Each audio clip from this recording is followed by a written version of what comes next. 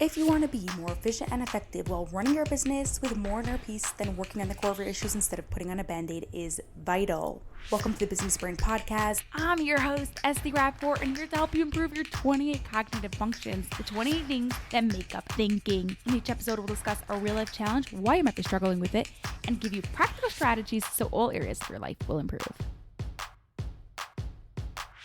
Emma took pride in running her business professionally and punctually. However, every time she arrived to a meeting, she felt this internal rush. Although she physically made it in time, internally, she was still busy with everything else that was going on in business. It always took a few moments to get oriented in meetings, and she usually felt unsettled for a big part of the meeting. During one Optimize Your Brain session, something clicked and it changed the way she approached coming on time completely. If you're experiencing something similar, I'm here to tell you, you do not have to struggle forever. In this episode 448 of the Business Brain Podcast, I'm going to share with you the exact steps of what you can do to have your own transformation. But first, are you an entrepreneur with ADHD? Would you like to learn how to leverage your superpowers and optimize your ADHD so running your business is easier? If yes, you may just be a perfect fit for the next cohort of Optimize Your ADHD Brain. Learn more and apply at lifefixuniversity.com/OYB. While you are doing any task, you, without even realizing it,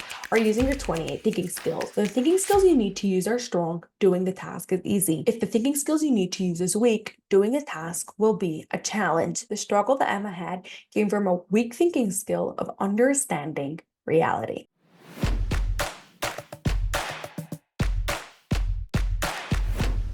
Well, it may seem like Emma struggled with the thinking skill of time. Her challenge actually came from understanding reality. You see, it's not that she didn't see how much time a task would take. What she struggled with understanding was the effects of the activities. Understanding reality is about understanding cause and effects, about the relationships, about what happens if. Now, Emma wasn't bad at understanding reality. She certainly knew actions created certain results. It was about taking it to the next level. When I come from task X, I'm an X type of state of mind, and you need to adjust to Y type state of mind. During a session, Emma came up with the following strategy that ended up saving her lots of time, but more importantly, created lots of peace of mind. So this is what you did. Come to meetings or appointments a few minutes early and use that bonus time to answer phone messages. Now you want to understand the principle of why this strategy works. Don't just copy and paste it into your life. So the reason why this works is because Emma understood she needed time to adjust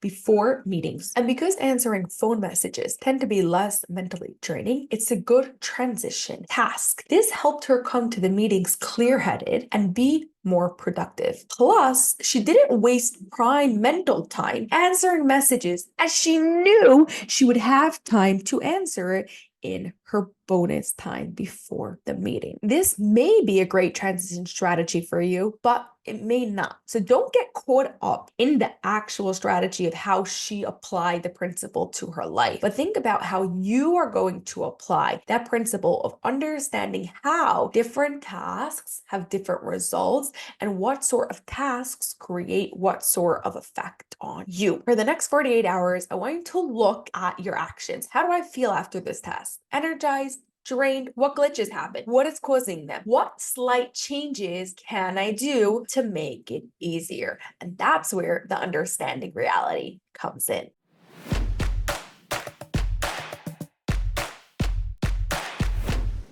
When you understand how your body and brain reacts to different tasks and activities, you can be proactive. Your challenge this week is to take 48 hours to understand your reality. Think about, or even journal about the questions. How do I feel after the specific task? What glitches are constantly coming up? What are causing those glitches? What are slight changes I can make to make my life easier? Have an awesome rest of your day, and I'll catch you on the next episode. That's all for this episode of the Business Brain Podcast. If you enjoyed it, please share it with 2 of your business friends so they too can gain from it, and you'll be helping us reach our goal of 1 million downloads by the end of 2025.